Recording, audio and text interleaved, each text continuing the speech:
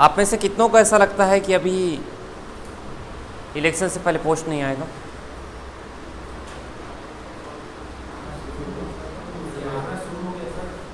आना शुरू हो गया।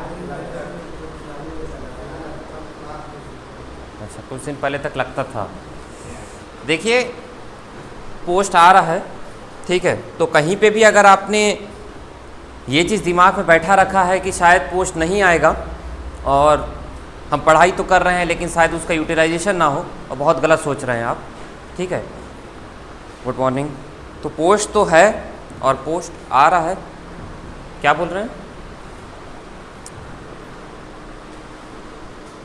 कुछ वॉइस आपका क्लियर नहीं है।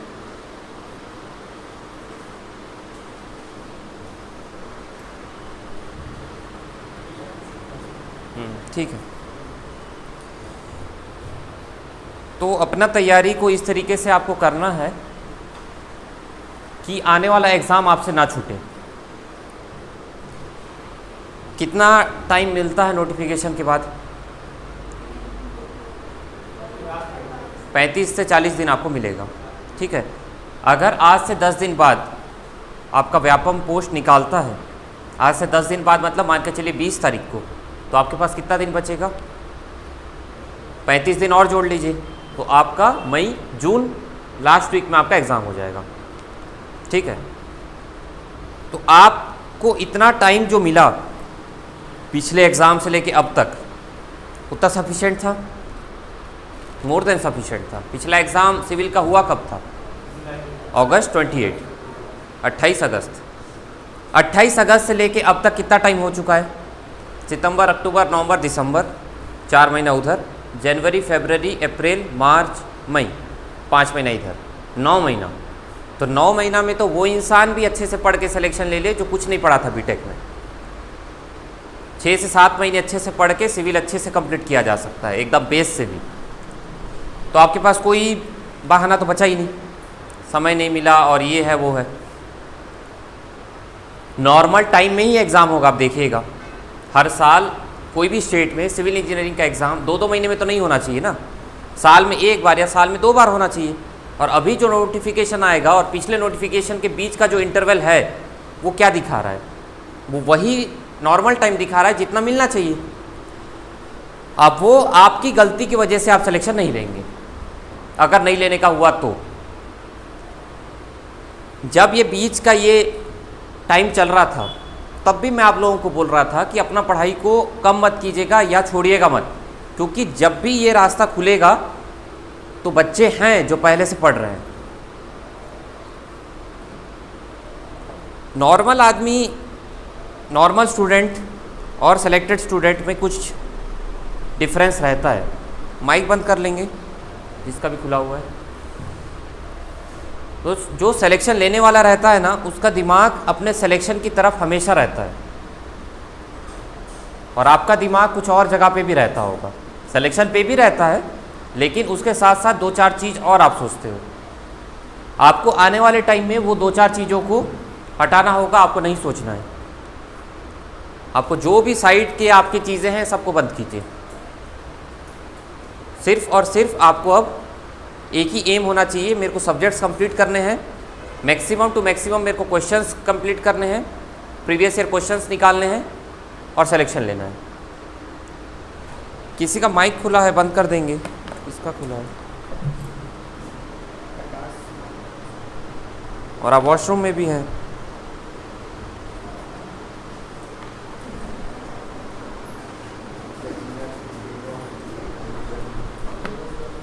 चलो बंद। हाँ,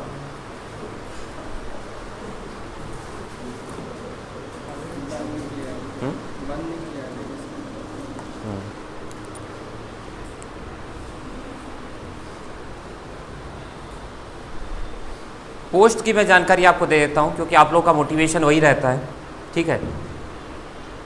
अभी सबसे पहला पोस्ट क्या आएगा ये एकदम श्योर से नहीं बोला जा सकता, क्योंकि असिस्टेंट प्रोफेसर लेक्चरर वो अब थोड़ा सा आगे बढ़ गया है, हो सकता है वो पहले आ जाए, ठीक है। आपका असिस्टेंट प्रोफेसर, आप में से एमटेक कौन किया है? कोई क्या एमटेक? अच्छा, आप एमटेक किए हैं, ठीक है। तो असिस्टेंट प्रोफेसर के लिए वही एलिजिबल रहते हैं जो एमटेक किए हैं, जो सिर्फ बीटेक किए हैं वो लेक्चरर के लिए एलिजिबल रहते हैं। 1800 पोस्ट टोटल रहेगा आपका असिस्टेंट प्रोफेसर लेक्चरर का, लेकिन वो सभी डिपार्टमेंट्स मिला के है। हमारे इंजीनियरिंग के लिए बोला जा रहा है कि 300 पोस्ट रहेगा, 300 पोस्ट इंजीनियरिंग के लिए, जिसमें सिविल का 120 से लेकर 150 पोस्ट रहेगा, ऐसा अनुमान है। इसमें से असिस्टेंट प्रोफेसर का पोस्ट कम रहता है, लेक्चरर का पोस्ट ज़्यादा रहता है। इसमें मुश्किल से 10 से 15 पोस्ट शायद रहेगा असिस्टेंट प्रोफेसर का मेरे हिसाब से। हमारे स्टेट में पीएचडी वाला चीज़ तो चांस कम है, लेकिन अगर मैं रहता, मेरे हाथ में रहता, तो मैं असिस्टेंट प्रोफेसर के लिए पीएचडी कंपलसरी रखता। एमटेक कोई बहुत बड़ा डिग्री नहीं है जिससे असिस्टेंट प्रोफेसर बनाया जा सके। लेकिन खैर ठीक है, पिछले बार जो पैटर्न था वही पैटर्न अभी वाले एग्जाम्स में भी देखने को मिल रहा है, तो कम ही चांस है कि वो पीएचडी वाला चीज़ करे। तो ये सबसे पहला पोस्ट है जो आने के चांसेस अब दिख रहे हैं, नहीं तो आपका जेई सबसे फोर रनर था। अभी भी जेई आएगा। जेई में टोटल सब विभाग मिला के 1500 पोस्ट के आसपास हैं, सब विभाग। उसमें पीएचई है, पीडब्ल्यूडी है, आरईएस है, इरिगेशन है, हाउसिंग बोर्ड है, मंडी, कुछ कुछ ऐसे भी विभाग होते हैं जिनका स्पेसिफिक काम इंजीनियरिंग नहीं होता है, लेकिन उसमें सिविल इंजीनियर्स का भर्ती होता है। जैसे मंडी बोर्ड में भी सिविल इंजीनियर्स का भर्ती होता है, ठीक है। ये सभी को मिला के करीबन 1500 पोस्ट के आसपास हैं। मैं ये नहीं बोल रहा हूँ कि एक साथ आएंगे, ऐसा होता ही नहीं है कि सब पोस्ट एक साथ आ जाएं, लेकिन ये पोस्ट लाइंड अप है। इसमें से अब जितना सुनने को मिल रहा है कि सरकार ने ये अनुमति दी है कि वित्त विभाग से शायद कुछ पोस्ट में परमिशन लेने की भी ज़रूरत नहीं है। मतलब कोई पर्टिकुलर डिपार्टमेंट के जो सचिव हैं उनके पास अब पावर है कि वो डायरेक्टली व्यापम या पीएससी के पास अपना प्रस्ताव भेज के डायरेक्ट पोस्ट निकाल सकते हैं। तो बीच का एक चैनल हट गया है जिसमें समय लगता था, ठीक है।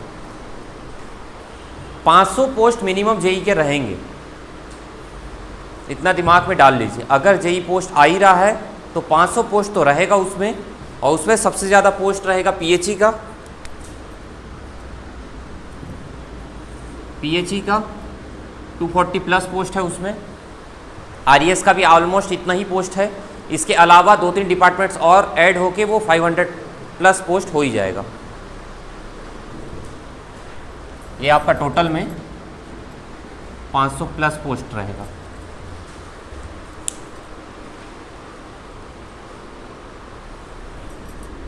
इस बार एई के पोस्ट के भी चांसेस हैं। भले पिछला एससीएस अभी कंप्लीट नहीं हुआ है, लेकिन ऐसा बोला जा रहा है कि उसका भी रिज़ल्ट जल्दी आने वाला है, 2021 का। 2021 का जब रिज़ल्ट आएगा तो उसका इंटरव्यू 20-22 दिन में हो जाता है। इंटरव्यू के लिए ज़्यादा समय नहीं देता, एग्ज़ाम टाइप का 35 दिन 40 दिन नहीं देता है, 20-22 दिन में इंटरव्यू स्टार्ट होता है। हमारा इंजीनियरिंग का सिविल वाला जो इंटरव्यू है वो 4 से 5 दिन चलता है डॉक्यूमेंट वेरिफिकेशन के साथ, रिज़ल्ट उसी दिन आ जाता है। तो एई का पोस्ट भी इस बार कह रहे हैं कि 150 के आसपास रहेगा। 100 प्लस तो रहेगा ही, 150 के आसपास हो सकता है। इसमें भी संयुक्त होने के चांसेस हैं, सभी डिपार्टमेंट्स का ऐड होके आ सकता है। तो इसमें इरिगेशन छोड़ के बाकी सब विभाग के ऐड हो सकते हैं। जेई में हर विभाग का हो सकता है, इरिगेशन इंक्लूडेड। 737 पोस्ट इरिगेशन में खाली है अभी भी जेई में, 400 का भर्ती होने के बाद।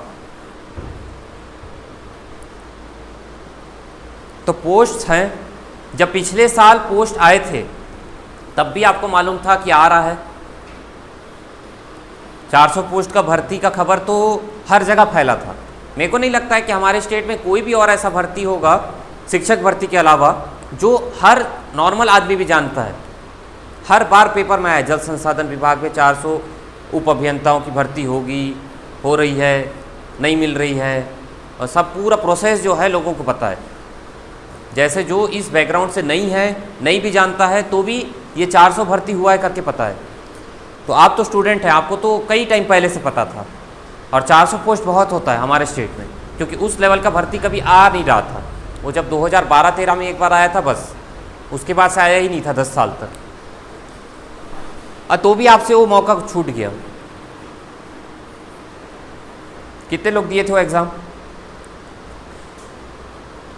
ऑलमोस्ट सब लोग दिए थे, आप नहीं दिए थे।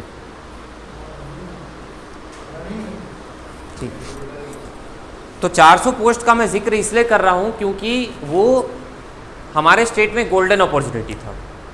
कभी उतना ज़्यादा भर्ती होता नहीं, और पेपर आप देखे होंगे और अभी उठा के आप उस पेपर को देखिएगा, बहुत आसान पेपर था। उसमें सिविल में 85+ स्कोर किया जा सकता था।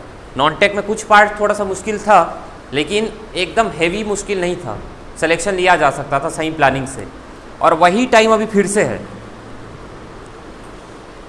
क्यों फिर से है? क्योंकि पोस्ट आपको फिर से दिख रहे हैं।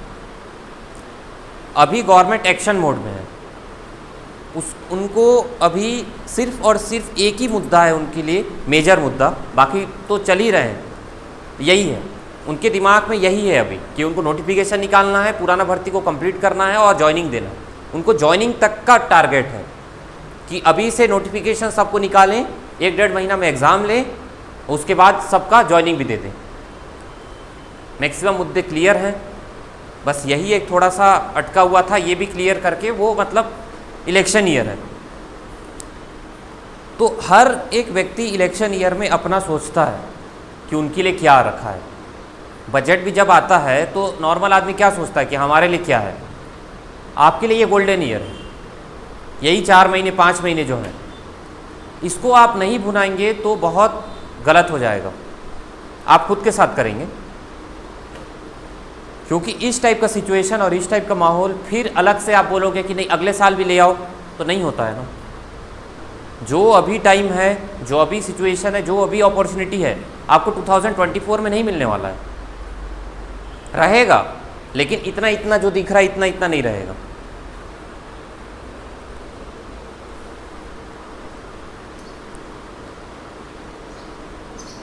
दूसरा चीज़, अभी हमारे स्टेट में जो रिक्रूटमेंट्स हुए हैं, मैं लाइन से बता रहा हूँ आपको, ठीक है। जैसा कहते हैं आप लोग कि सिविल का पोस्ट आ रहा है, नहीं आ रहा है, आपके मन में भी होगा कि नहीं आता है क्या। हमारे स्टेट में आता ही है पोस्ट। 2013 के आसपास हुआ था बहुत भर्ती जूनियर इंजीनियर का, बहुत ज़्यादा था। उस समय तो कंपटीशन भी नहीं था। 2014-15 में आपका SCS हुआ था लगातार, असिस्टेंट प्रोफेसर का भी एग्ज़ाम हुआ था। 2016 में SCS हुआ था, 2017 में SCS हुआ था, 2018 में JEE हुआ था, 2019 में भी JEE हुआ था, 2020 में हम जो सिलेक्शन लिए SCS वो वाला नोटिफिकेशन था, 2021 वाला SCS, उसके बाद 400 पोस्ट सब इंजीनियर का और 40 पोस्ट CSEB का। हर साल पोस्ट आया है, और 2023 में अभी तक पोस्ट नहीं आया है सिविल का। आएगा। आपको मन में पॉजिटिवनेस रखना होगा। आप खुद में ये विश्वास नहीं करेंगे कि पोस्ट आ रहा है और मैं उस पोस्ट को अटेम्प्ट करके सिलेक्शन लूँगा, तो नहीं होने वाला। पढ़ाई करते वक्त भी आप रिलैक्स हो जाते हैं जब आपको लगता है कि अभी पोस्ट नहीं आएगा, स्वाभाविक है। अभी भी जो टाइम था उसमें कोई एकदम 100% एफिशिएंसी से कोई भी नहीं पढ़ सकता। वो भी नहीं जो आने वाले एग्ज़ाम में टॉप करेगा, वो भी 100% एफिशिएंसी से नहीं पढ़ सकता। लेकिन वो जो सिलेक्शन ले रहे हैं या अच्छे मार्क्स लाने वाले हैं, वो अपना पढ़ाई को नहीं छोड़े थे। अभी आपको ज़रूर अफसोस होगा अगर आपने वो टाइम में पूरा प्रॉपर मेहनत नहीं किया तो। आप में से 90% लोग उस पीरियड में अच्छे से मेहनत नहीं किए होंगे। थोड़ा बहुत बुक पलट के देख लिए, टाइम पास कर लिए, नहीं आ रहा है पोस्ट, अभी तो कुछ नहीं होगा। हर चीज़ का समाधान रहता है, तो इस चीज़ का भी समाधान होगा, आपको उसी वक्त सोचना चाहिए था। लेकिन अभी भी कुछ नहीं बिगड़ा है, क्योंकि मेरा मानना है कि अभी भी अगर आप 1.5 से 2 महीने अच्छे से मेहनत करें तो आप सिलेक्शन ले लेंगे। लेकिन ये जो 2 महीना है, 1.5 महीना है, ये आपको अपना परफेक्ट देना पड़ेगा। जब आप मेहनत करते हैं तो बहुत तकलीफ होता है, सर दुख रहा है, हाथ दुख रहा है, लेकिन वो मेहनत का फल है जो आगे आपको मिलेगा। और कोई काम अगर आसान होता तो सब नहीं कर जाते क्या? आसान चीज़ होता तो सब कर जाते, और आसान चीज़ में उतना मज़ा भी नहीं है।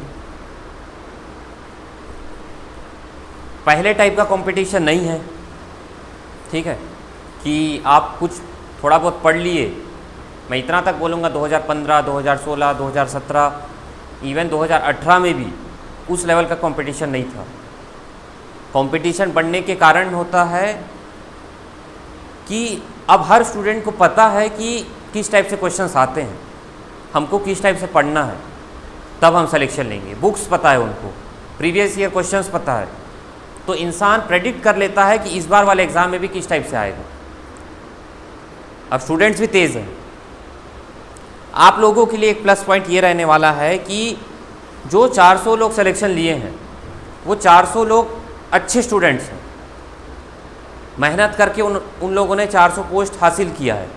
अभी SCS का भी रिज़ल्ट आएगा तो उसमें से भी हो जाएगा 80 लोगों का सिलेक्शन, तो ये 480 हो गए। तो कंपटीशन कुछ हद तक कम होगा, बहुत हद तक नहीं, क्योंकि वो स्टूडेंट्स भी जिनका बेस अच्छा नहीं था उन्होंने भी अभी इस टाइम में अपना बेस को अच्छा किया है, लगे हुए थे। तो ऑलमोस्ट बराबर है कंपटीशन। थोड़ा सा कम हुआ था, पोस्ट लोगों को मिल गया है करके, लेकिन उस पोस्ट पे आने के लिए लोग अभी फिर से तैयार हो गए हैं।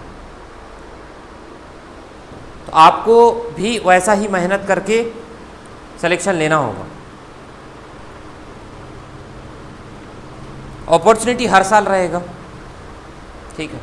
आप लोग पिछले साल भी एग्ज़ाम दिए थे, कुछ होंगे जो पिछले साल भी एग्ज़ाम दिए थे।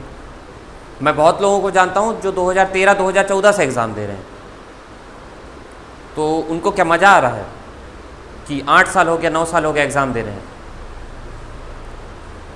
आप लोगों को एडवाइस मेरा यही है कि एग्ज़ाम की तैयारी इस तरीके से कीजिए कि बस एक ही बार करना पड़े। बार बार करने में वो मज़ा भी नहीं है और बार बार करने में वो शक्ति भी नहीं है। अगले बार वाला अटेम्प्ट में आप या तो बहुत अच्छे होंगे या बहुत अच्छे होने के लिए आपको 4 गुना ज़्यादा मेहनत करना पड़ेगा, और उतनी जितना मेहनत कर रहे हैं उतने में तो आप पीछे हो जाएंगे। जो करंट अटेम्प्ट होता है वो बेस्ट अटेम्प्ट होना चाहिए। मैं आगे मेहनत करूँगा, इस वाले एग्ज़ाम में इतना तक करता हूँ, इस वाले एग्ज़ाम में नहीं होगा तो आगे वाले में देख लूँगा, ऐसा नहीं है। यही एग्ज़ाम है, यही ऑप्शन है, इसी में मेरे को निकालना है। बैकअप कुछ नहीं है, इसके बाद वाला एग्ज़ाम दूंगा ऐसा भी नहीं है, यही एग्ज़ाम है, इसी में मेरे को करना है। किसी का सिलेक्शन हो या नहीं हो, मेरा होना चाहिए। और मेहनत करेंगे तो वो चीज़ अंदर से आएगा। एक पीरियड आ जाता है जब खुद को ये महसूस होने लग जाता है कि मेरा सिलेक्शन हो रहा है, और जब तक वो पीरियड ना आए तो समझ जाइएगा आपका तैयारी उस लेवल का नहीं है। खुद आपका माइंड वाइब्रेट करेगा उस चीज़ों को कि मेरा सिलेक्शन हो रहा है। बिना एग्ज़ाम दिए भी आपको फीलिंग आने लगेगा। उस लेवल तक आपको अपना तैयारी रखना होगा। अपना समय सही जगह यूटिलाइज़ कीजिए। अब जो हुआ सो हुआ, जितना समय आपने यहाँ वहाँ देना था आपने दे दिया। अब जो समय है आपको सिर्फ पढ़ाई में लगाना है, उसके अलावा ना आपके दिमाग में कुछ चलना चाहिए, ना आपको अलग से कुछ करना है। जो भी आपके अदर असाइनमेंट्स हैं सबको बंद कीजिए और सिर्फ पढ़ाई पे दिमाग लगाइए। और पोस्ट को लेकर अब दिमाग में कोई शंका मत रखिएगा कि आ रहा है नहीं आ रहा है कि क्या है। आप अपना पढ़ाई करते रहिए। अगर आपको 2 महीने से ज़्यादा समय मिल गया तो बहुत अच्छी बात है, क्योंकि आप में से कोई भी ऐसा भी नहीं है कि अभी एग्ज़ाम ले लो और उसका सिलेक्शन हो जाए। तो जो समय मिल रहा है उसको प्लस पॉइंट की तरह देखिए। ये नहीं कि पोस्ट क्यों नहीं आ रहा है, जब आ जाएगा तो हड़बड़ा जाओगे। 400 पोस्ट जब अचानक से आया था तो अच्छे अच्छे पढ़ने वाले इधर उधर हो गए थे। घबराहट होता है जब नोटिफिकेशन आता है, क्योंकि उसके बाद टाइम फ्रेम जो है वो लिमिटेड हो जाता है। अभी टाइम फ्रेम लिमिटेड नहीं है, आप फ्लेक्सिबल हैं। वो चीज़ों को भी पढ़ सकते हैं जो आपने अच्छे से नहीं पढ़ा है, वो सब्जेक्ट को भी कंप्लीट कर सकते हैं जो अच्छे से कंप्लीट नहीं है। एक बार वो टाइम आ गया, आज से 10 दिन बाद अगर नोटिफिकेशन आ गया, आपको 45 दिन दे दिया तो 45 दिन तो फिक्स हो गया ना। अब आपको 45 दिन ही बचा है, तो हर दिन आपको टेंशन होगा। हर दिन आपको लगेगा, 2 दिन के बाद लगेगा अरे यार 2 दिन निकल गया और 2 दिन में मैं क्या किया। 45 दिन है और सब्जेक्ट्स 12, 13, 14 हैं, तो क्या 2-2 दिन में पढ़ोगे उसके बाद कि क्या करोगे? इसीलिए अभी जो समय है उसको पूरा भुनाइए और पूरा कंप्लीट कीजिए।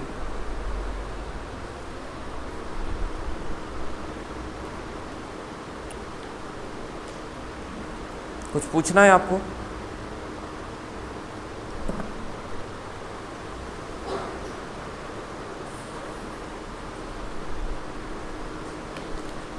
पीएचई के लिए कुछ स्पेसिफिक सब्जेक्ट्स नहीं है, लेकिन पीएचई का पोस्ट अगर स्पेसिफिक आ गया कि और कोई डिपार्टमेंट्स इसमें नहीं है तो आपको एनवायरनमेंट अच्छे से देखना पड़ेगा। और पीएचई का एक छोटा सा सिलेबस एक्स्ट्रा वो डालता है। सिलेबस एक 2016 में पीएचई का अलग से हुआ था शायद एग्ज़ाम, तो पता करके उसका सिलेबस को अपने पास रख लीजिएगा। लेकिन इतना ध्यान में रखिए, अगर पीएचई का पोस्ट रहेगा तो एनवायरनमेंट सब्जेक्ट भी इंपॉर्टेंट हो जाएगा, पब्लिक हेल्थ इंजीनियरिंग, ठीक है, वो वाला पार्ट। देखिए जेई और एई में कुछ डिफरेंसेस होते हैं सब्जेक्ट्स को लेकर और क्वालिटी ऑफ क्वेश्चंस को भी लेकर। क्वेश्चंस जो आएंगे जेई में वन लाइनर टाइप आएंगे और एक स्टेप में न्यूमेरिकल भी सॉल्व होगा। एई में क्या होता है, थोड़ा कंसेप्चुअल क्वेश्चन रहेगा प्लस न्यूमेरिकल भी जो आएगा वो 2 स्टेप भी हो सकता है, 2.5 स्टेप 3 स्टेप भी हो सकता है, ठीक है। उसका सब्जेक्ट वेटेज भी वेरी करता है। जो सब्जेक्ट का वेटेज एई में कम रहेगा हो सकता है वो जेई में ज़्यादा है। तो आपको अभी फ़िलहाल तो ये नहीं देखना है कि जेई है, एई है कि क्या है, क्योंकि ये तीनों पोस्ट लाइंड अप हैं। तीनों में से कोई भी पहले आ सकता है। अभी चांसेस है कि पहला और दूसरे में से कोई पहले आए। असिस्टेंट लेक्चरर का अगर पोस्ट आ रहा है और पीएससी कंडक्ट करवा रहा है तो एई लेवल का ही होगा, ठीक है। और जेई तो जेई है, तो आपको दिख रहा है कि दोनों पोस्ट हैं लेकिन दोनों का लेवल अलग है, तो आपको अभी डिफ्रेंशिएट नहीं करना है।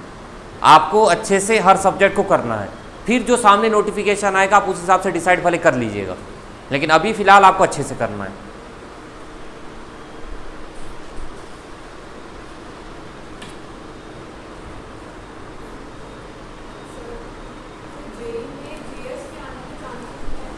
अभी इसका कुछ भी श्योर नहीं बोला जा सकता। वाटर रिसोर्स डिपार्टमेंट में जब पोस्ट था और वाटर रिसोर्स डिपार्टमेंट का स्पेसिफिक पोस्ट था तो डिपार्टमेंट की तरफ से ये था कि ये चीज़ होना चाहिए, ठीक है। तो क्या किए, 100 + 50 कर लिए और काफ़ी अच्छा था मेरे हिसाब से, तो क्योंकि एक ओवरऑल स्टूडेंट निकल के आएगा। सिर्फ टेक्निकल पे ठीक है ऐसा नहीं होगा, उसमें 10 नंबर आपका सब्जेक्ट रिलेटेड भी था, उसमें कंप्यूटर भी था, उसमें जीएस भी था, उसमें करंट अफेयर्स भी था। तो अगर व्यापम के पास ये ऑप्शन आ गया, अगर स्पेसिफिक कोई डिपार्टमेंट करवाया और उसका डिमांड रहा कि यही होना चाहिए, क्योंकि 2016 या 17 में जब ये पेपर हुआ था या 15 जो भी है, तो उसमें सिर्फ 150 क्वेश्चन था और टेक्निकल ही था। अभी तक वैसा ही हो रहा था। पहली बार ही ऐसा हुआ जिसमें 100 + 50 का कंसेप्ट आया। लेकिन अगर वही चीज़ आप व्यापम फॉलो करें तो कुछ नहीं कहा जा सकता। लेकिन अभी फ़िलहाल के लिए आप यही मान के चलिए कि 80% चांस है कि ओनली टेक्निकल रहेगा और 20% चांस है कि उसके साथ आपका नॉन टेक भी हो सकता है। नॉन टेक इंपॉर्टेंट इसलिए भी है क्योंकि बाकी 2 पोस्ट में तो नॉन टेक रहेगा ही।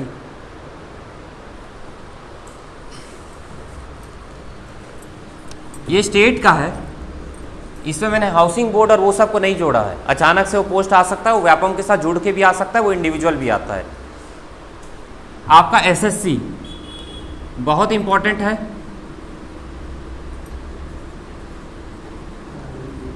ये बहुत इंपॉर्टेंट 2 चीज़ें हैं।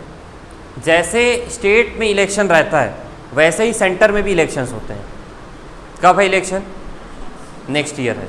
तो ये आपके लिए छत्तीसगढ़ के लिए अगर ये गोल्डन पीरियड है तो आपके लिए ये 2 पोस्ट कब आने के चांसेस हैं, वो भी इसी साल आएगा। एसएससी का तो आपको पता ही है कब आएगा, सितंबर में आ रहा है शायद, और आरआरबी का भी पोस्ट आ रहा है। इन दोनों के लिए क्या एकदम इंपॉर्टेंट हो जाता है? इंडिया जीएस इंपॉर्टेंट है इसमें। जैसे हमारे स्टेट में छत्तीसगढ़ जीएस रहेगा ही, वैसे इन एग्जाम्स में इंडिया जीएस रहेगा ही, और एप्टी रीजनिंग। देखिए आज का क्लास मैं छोटा भी रखूंगा और पढ़ाऊंगा भी कम। ये चीज़ें मैं पहले बता दे रहा हूँ। कभी कभी हमको हेड स्टार्ट चाहिए रहता है, कुछ पुश करने का एक पॉइंट चाहिए रहता है, मैं वो प्रोवाइड करने की कोशिश कर रहा हूँ। वैसे तो आप लोगों के दिमाग में होना चाहिए, लेकिन कभी कभी होता है कि कोई बताए तो आप फिर सुनते हैं। एसएससी जेई में मिनिमम 2000 पोस्ट है, मिनिमम। जब इस साल 2000 प्लस है तो अगले साल तो उससे ज़्यादा ही होगा, बहुत पोस्ट है। आरआरबी जेई में 20,000 प्लस पोस्ट है, लेकिन आरआरबी जेई होता है zone wise. RRB JE 20,000 post के लिए आप एलिजिबल नहीं रहेंगे एक साथ, आप कोई जोन में भरेंगे। आप मान के चलिए बिलासपुर जोन में भर रहे हैं। 2018 में इसका एग्ज़ाम हुआ था शायद, 2018 या 19 में, तो टोटल पोस्ट शायद 13,000 था, इतना मेरे को याद है। 13,000 या 14,000 पोस्ट था। बिलासपुर जोन में 400-500 पोस्ट के आसपास था, कि 90 या 100 पोस्ट था, पता नहीं मेरे को। अभी 400 पोस्ट था ना, अभी ऐसा सुनने में आ रहा है कि ये 1000 पोस्ट के आसपास होगा बिलासपुर जोन में। तो आप तो बिलासपुर जोन ही भरेंगे। बहुत सारे जोन्स होते हैं, बहुत सारे स्टूडेंट्स ऐसा भी करते हैं कि उन जोन्स को टारगेट करते हैं जिसमें कट ऑफ कम जाता है। जैसे आप कोई नॉर्थ ईस्ट का जोन भर दिए, या आप एकदम नॉर्थ का जोन भर दिए, तो आपको वहाँ पे कट ऑफ कम देखने को मिलेगा। लेकिन अगर पोस्ट ज़्यादा है तो बिलासपुर जोन ही भरना चाहिए, क्योंकि फिर आपको बिलासपुर रेलवे जोन के अंतर्गत जो रीजन्स हैं, आपका पोस्टिंग वहीं पे रहेगा। ये पोस्ट के बताने का क्या मतलब है कि आप जो सिविल पढ़ रहे हैं या थ्योरी पढ़ रहे हैं, वो ना सिर्फ इसमें काम आएगा, उसमें तो काम आएगा ही। अभी हमारे यहाँ से 10 लोग जो एसएससी जेई मेंस दिए हैं, उनका रिज़ल्ट अभी आएगा। एसएससी जेई बहुत ही बढ़िया एग्ज़ाम है और मेरे हिसाब से बहुत ईजी एग्ज़ाम है। प्री आता है, बहुत लोगों का सिलेक्शन होता है, एक स्पेसिफिक टारगेट है, आसान क्वेश्चंस रहते हैं, और कन्वेंशनल तो आसान पेपर होता है क्योंकि उस पर क्वेश्चंस पूरे रिपीट होते हैं। एसएससी जेई के कन्वेंशनल में 50 से 60% क्वेश्चंस रिपीटेड रहते हैं, और उतना मार्क अगर आप ले आए तो आपका सिलेक्शन हो जाता है। इस टाइप का नहीं रहता है ऑब्जेक्टिव वाले में, जितना कट ऑफ जाता है उतना एसएससी में नहीं जाता है कट ऑफ, कम नंबर में भी सिलेक्शन होता है। वो एक बहुत अच्छा पेपर है SSC JE. RRB JE 2 phase में होता है। पहला फेज़ क्वालिफाइंग नेचर का रहता है, और उसके बाद सेकंड पेपर होता है। जब आएगा उसका नोटिफिकेशन तो उसके बारे में डिटेल में देखेंगे। लेकिन आरआरबी जेई में आपका नॉन टेक्निकल रहेगा, इंडिया जीएस रहेगा, एप्टीट्यूड रीजनिंग भी रहेगा। फिर इंडिया जीएस में कंप्यूटर और ये सब भी आ जाता है, साइंस वाइंस भी आ जाता है। कम रहेगा उसका पार्ट, लेकिन वो रहेगा। हमारे एग्ज़ाम्स में जेई में चांसेस हैं नॉन टेक का और नहीं भी है, लेकिन आप ये कर सकते हैं कि कम से कम आप छत्तीसगढ़ अभी पढ़ते रहें, क्योंकि ये तीनों में कुछ हो ना हो छत्तीसगढ़ तो रहेगा। अगर जेई में नॉन टेक का पार्ट रहा तो आपको क्या लग रहा है, छत्तीसगढ़ तो रहेगा। असिस्टेंट प्रोफेसर लेक्चरर का क्या रहता है पैटर्न, छत्तीसगढ़ प्लस रहता है। इसका पैटर्न होता है 300 + 30 का। 300 + 30, 300 मतलब क्या है, 300 का आपका पेपर है और 30 नंबर का इंटरव्यू है। 300 में 150 क्वेश्चन और 30 तो इंटरव्यू का है। ये 150 क्वेश्चन में 100 + 50 का कंसेप्ट रहता है। 100 आपका क्या है, डोमेन का है, आपका इंजीनियरिंग का है। ये 50 क्या है, छत्तीसगढ़ का है। अब तक यही है, अगर चेंज हो गया तो नहीं बता सकते, ठीक है।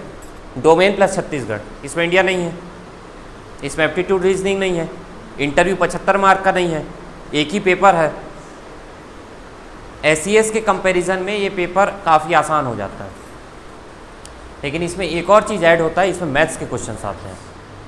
और कौन से वाले मैथ्स होते हैं वो, इंजीनियरिंग मैथमेटिक्स, जो आपका गेट में पूछता है, उस टाइप के। आसान होता है, कोई दिक्कत नहीं है। 6 चैप्टर है उसमें, 6 चैप्टर को 2-2 दिन में आप देख के आराम से निकाल सकते हैं। अगर उस सिचुएशन आएगा तो मैं आपको मैथ्स पढ़ा दूंगा, ठीक है। ये आपका असिस्टेंट प्रोफेसर लेक्चरर का है। जेई में 150 क्वेश्चंस। अब इसमें 100 + 50 का है कि ओनली 150 है, ये देखने वाला बात रहेगा। WRD में 100 + 50 का था। इसमें भी चांसेस है कि ऐसा कर सकते हैं, लेकिन अगर संयुक्त आ गया और व्यापम को ऐसा बोला गया तो हो सकता है व्यापम यही सोचे कि मैं 150 क्वेश्चंस टेक्निकल का ही ले लूँ। एई का आपको पता है 2 पेपर रहता है, पहला और दूसरा। 300 नंबर का ये, 300 नंबर का ये, 150 क्वेश्चंस, 150 क्वेश्चंस प्लस 75 नंबर का इंटरव्यू।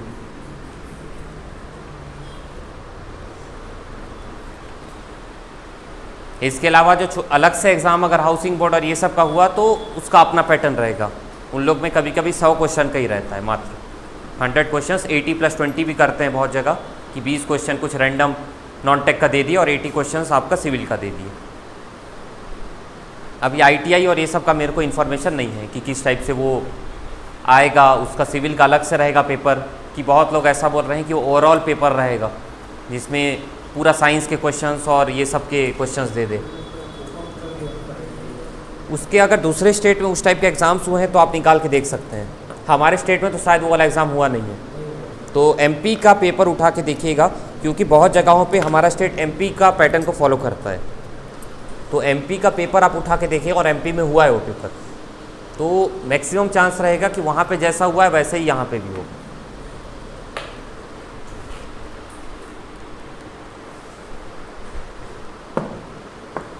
यहाँ पे कुछ डाउट, कुछ पूछना है?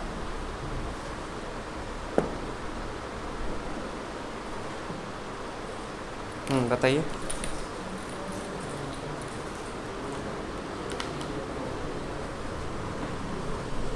देखिए अभी फ़िलहाल नॉन-टेक को एकदम ज़्यादा समय नहीं देना है, ठीक है। ये नहीं कि आप पूरा 4-4 घंटा नॉन-टेक को पकड़ के दे रहे हैं। अगर आपको नॉन-टेक करना भी है तो जो आपका टेक्निकल का टाइम दे रहे हैं वो 75% होना चाहिए, 80% होना चाहिए, और मात्र 20% आप अभी नॉन-टेक को दीजिए। और जब ये बात क्लियर हो जाए कि नॉन टेक्निकल अभी JEE में है, तब फिर आप उसका बढ़ाइएगा। या ये अगर कंफर्म हो जाए कि अभी कुछ टाइम में AE आने वाला है तो आप नॉन-टेक को बढ़ा दीजिएगा। और अभी नॉन-टेक अगर पढ़ भी रहे हैं तो मैक्सिमम एडवांटेज होगा अगर आप छत्तीसगढ़ को कुछ देखते रहें, क्योंकि छत्तीसगढ़ तीनों में रहेगा। लेकिन इंडिया किस में रहेगा? इसमें अगर आया भी तो बहुत कम रहेगा, इस पे नहीं रहेगा और बस इस पे रहेगा। लेकिन इंडिया को पढ़ने का एक और एडवांटेज ये है कि वो दोनों में तो रहेगा ही। तो आपको अपना समय निकालना है। मेरा एडवाइस यही है कि 75 से 80% टाइम अपने टेक्निकल को दीजिए। अब उसके बाद आपका 20% जो समय है वो आपको नॉन-टेक को देना है। 8 घंटा पढ़ रहे हैं तो 6 घंटा टेक्निकल और 2 घंटा नॉन टेक्निकल। और कैसे नॉन टेक्निकल को पढ़ना है? अगर आप नॉन टेक्निकल 1 बार 2 बार पढ़ चुके हैं तो क्वेश्चंस आप लगाइए। लेकिन मेरा यही है कि अभी आप बहुत अच्छे से टच में नहीं होंगे तो एक बार फिर से पढ़ लीजिए, बेस क्लियर कर लीजिए अपना, और उसके बाद फिर क्वेश्चंस लगाइएगा। अल्टीमेट एम आपका क्वेश्चन लगाना होना चाहिए, चाहे वो टेक्निकल में हो या नॉन टेक्निकल में हो, और वो तभी लगेगा जब एक बार अपना बेस आप क्लियर करेंगे। ठीक है।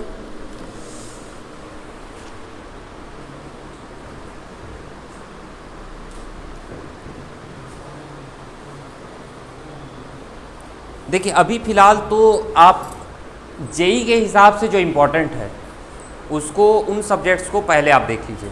जैसे आज अभी बिल्डिंग मटेरियल हम स्टार्ट करेंगे, ठीक है। बिल्डिंग मटेरियल कंप्लीट हो जाएगा, इसके बाद कोई सब्जेक्ट रहेगा, उसके बाद मैं होगा तो हाइड्रोलॉजी और इरिगेशन पढ़ाऊँगा। वो सब्जेक्ट्स को पहले देख लेंगे जो JEE के हिसाब से इम्पॉर्टेंट है, ठीक है। उसके बाद आपका फिर बड़े बड़े सब्जेक्ट्स की तरफ भी जाएंगे।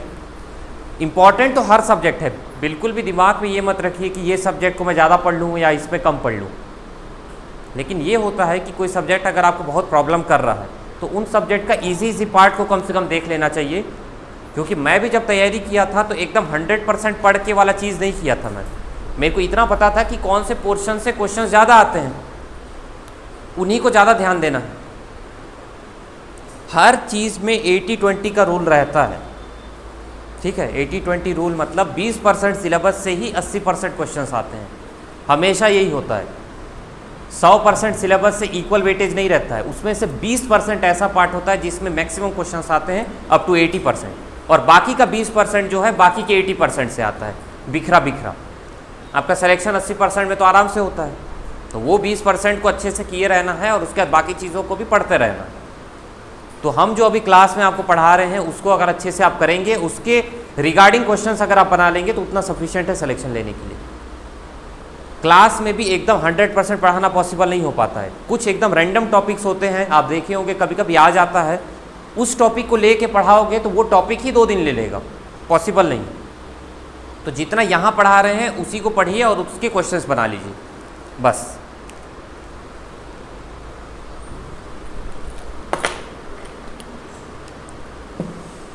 ठीक है, चालू करते हैं फिर।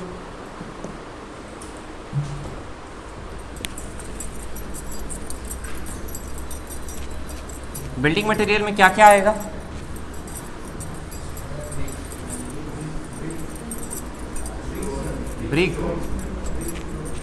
ब्रिक और स्टोन और सीमेंट,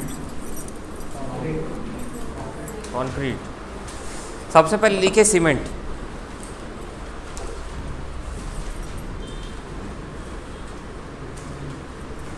थ्योरी पार्ट है, कुछ कुछ मैं डिक्टेट करूंगा, कोशिश कीजिए उसको जल्दी लिखने का। एक तो आपका राइटिंग स्पीड भी स्लो, और अपना कैलकुलेशन को तेज़ बनाइए। कैलकुलेशन में भी वीक है, छोटा छोटा कैलकुलेशन के लिए भी कैलकुलेटर चाहिए रहता है। अप्रॉक्सीमेशन बहुत अच्छे से आता नहीं है। न्यूमरेटर डिनोमिनेटर को काटने का वक्त आए तो 5-5 मिनट लगा देते हैं। 150 मिनट रहेगा, 150 क्वेश्चन रहेगा, उसमें न्यूमेरिकल्स इतने सारे रहेंगे, तेज कैलकुलेशन नहीं रहेगा तो आपके क्वेश्चन छूटेंगे। एक ही तरीका है उसको ठीक करने का, मैक्सिमम क्वेश्चंस लगाना। एप्टीट्यूड वीक है तो हर दिन एप्टीट्यूड लगाइए। एप्टीट्यूड से सिर्फ एप्टीट्यूड स्ट्रांग नहीं होता है, कैलकुलेशन भी स्ट्रांग होता है।